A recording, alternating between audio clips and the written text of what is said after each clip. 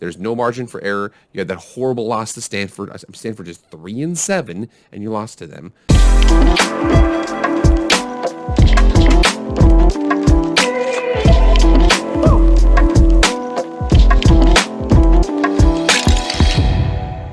What is up, everybody? It is Jake with Master of Football, back at it again. Happy Monday. Thank you so much for being here.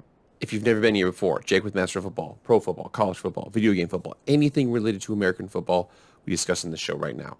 Please hit that subscribe button. I really appreciate it. Like, comment, share, subscribe, anything like that. I really appreciate it. It helps drive engagement. But without further ado, let's get into the video. So I'm a sad panda right now. The Raiders just got walloped by the Chiefs. Chiefs came out and absolutely just took the game over. No ifs, ands, or buts about it. They were just a better team tonight. So I wanted to talk about college football because, again, Raider Tuesday is going to be more of a somber Raider Tuesday. But let's talk about college football. First, I want to discuss a quick story, and then I want to get into the main thing I want to talk about. So here we are with Washington's next football coach. Where do the Huskies go after firing Jimmy Lake? Jimmy Lake was a defensive coordinator with Chris Peterson. He took over after the 2019 season. Came in and they were, had a couple games last year with the COVID lockdown. The Pac-12 was real weird about not wanting to play. And then they came out this year and they have just absolutely stunk it up. There was apparently a situation where he struck a player in the head and he said he was trying to break up a fight, but it looked a little bit more malicious than that. But Washington right now looking for a new head coach. Washington is one of those programs. I think Washington, Tennessee, more and more increasingly kind of like Florida State, one of those programs that if they can be as bad as you want them to be and they can be as good as you want them to be, depending upon how you do. I mean, Washington's pretty easy to recruit up there, really good school, beautiful. The backdrop is if you've ever been to a University of Washington game, it is one of the most amazingly beautiful, backdrops in college football. People are, tailgating in boats outside. So it's pretty cool. I do think that's a consequential one because Oregon has I feel like Oregon, ever since John Harbaugh left, ever since Jim Harbaugh left Stanford, David Shaw has kind of been riding the momentum from that. Oregon has basically just been kind of the unquestioned leader of the Pac-12 North. So if somebody can get into Washington and do a good job, I think that they could actually help out because Washington and the Pac-12 in general right now is just kind of down. If they can get a good coach, who knows where they can go from there. But that's not what I wanted to talk about today. Today I wanted to talk about, and again, we've only got 2 weeks left and conference championships left. We have, again, roughly about 3 weeks left in the season, but I've narrowed it down, okay? I've narrowed it down to the 5 most consequential games for the college football playoff remaining on the schedule. Just to make sure we're on the same page here, okay? Consequential definition, okay? Consequential definition. Important or significant, following as a result or effect. But again, I'm going with more so number 2. Important or significant. So I could say significant, but I want to say consequential because I'm just cool like that. So I have 5 plus 1, and I actually left one game off here that might be a little shocking, but I left it off for a reason, but we're going to get into that. So right now we've got 5, but I have an honorable mention right now. And again, this is a projected game right now. It is Cincinnati versus Houston in the American Athletic Conference's championship game. So here we are in the American. So the American, once UConn left the American, they removed the division distinction. So they have essentially 11 teams in here. Houston versus Cincinnati. They do not meet in the regular season. Cincinnati still has some tough games. Cincinnati does have to play against SMU coming up here pretty quick here. SMU is a pretty solid team, 8-2 overall. That is going to be a big game. It is, I believe, at home for the Cincinnati Bearcats. But I'm pushing on to the future. And again, I might be jinxing it, okay? Knock on wood for my Cincinnati Bearcat fans out there. But I'm thinking that this right here is a consequential game because the reason why I say it's consequential is because I actually think that there's several things that can happen ahead of them that could just prevent them. Even if they win out, they still wouldn't get in. But I do know that this is consequential because if they lose to Houston, and Houston is, let's just say 12-1, and Cincinnati is 12-1, I think that both of them are out of the playoff. I know that a lot of people at Houston might be, oh, well, we should be included in the playoff. Probably not. You guys got dump trucked week 1 against Texas Tech, so I don't think you guys deserve to be in. But I do think that if Cincinnati can't win that game in addition to winning the other 2 games, then it's dead on arrival. There is no Cincinnati in the playoff. All right, now time to number 5. So I have Wake Forest at Clemson. Wake Forest at Clemson. So if you look at this really quick right here, so Wake Forest is 6-0 in conference. Clemson is 5-2. Clemson's not known going to the national championship. They know they're not. Wake Forest is the only ACC team that has a realistic shot. if we check out the rankings right here, and again, it says that Wake Forest is a heavy underdog here, about a 60% chance that 68.5% chance that Clemson wins that game. So if you look at the ACC, it's just kind of down. I mean, there's three ranked teams.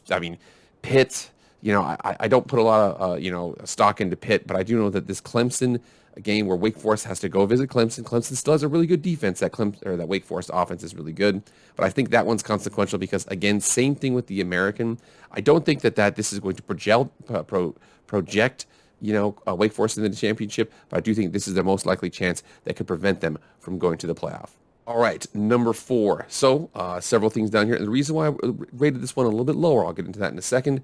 But number 4 is Bedlam. So Bedlam right now, and it's pretty crazy because the Big 12, with 10 teams, whatever, has a kind of a situation where these teams might actually play each other twice. So again, it could be a situation where, Oklahoma or OU wins the first one, and then Oklahoma State wins the next one, or they flip that or something like that. This game is going to be in Stillwater. When to Stillwater, tough place to play. But it is going to be a crazy game because I do think that, again, these two might play twice. So this might have an asterisk around it. But this one could potentially prevent the Big 12 from getting in. I know that Baylor's sitting right there. Baylor's 8-2. But I don't think an 8-2 Baylor team would get in. But I do think if one of these two teams can win out in addition to beating each other, more than likely beating each other twice, I think that they'd have a shot at the playoff. But I do think that is highly unlikely, and I think that this game actually could probably prevent both of them from getting in, both games meaning especially if they split. All right. Number 3 here, we have another double. So we have Oregon at Utah on 11/20, and then also on 12/4 for the projected Pac-12 championship. So I know the Utah fans, especially the BYU fans who played Utah early on in the season, and then BYU won that game, and Utah was shocked because they hadn't lost in a long time. But if you look at this really quickly, even if they lose this game, they've already got the tiebreaker with Arizona State. It's basically over. Utes are the champs of the. Basically, all they have to do is either beat Oregon or they have to beat Colorado, and they've locked up the Pac-12 South. And then Oregon in the same way. Oregon State's lost too many games here. Now, again, if Oregon loses 2 straight games, Oregon State has a chance that last week. But for the most part, I think that, again, these 2 games here, because they're going to play this week or this weekend, and then they're going to play projected in the conference championship. I think that this, again, the same way, if Utah wins one of these 2, all they have to do is one of these 2, and the Pac-12 is out of the playoff. So Oregon, there's no margin for error. You had that horrible loss to Stanford. Stanford is 3-7, and you lost to them.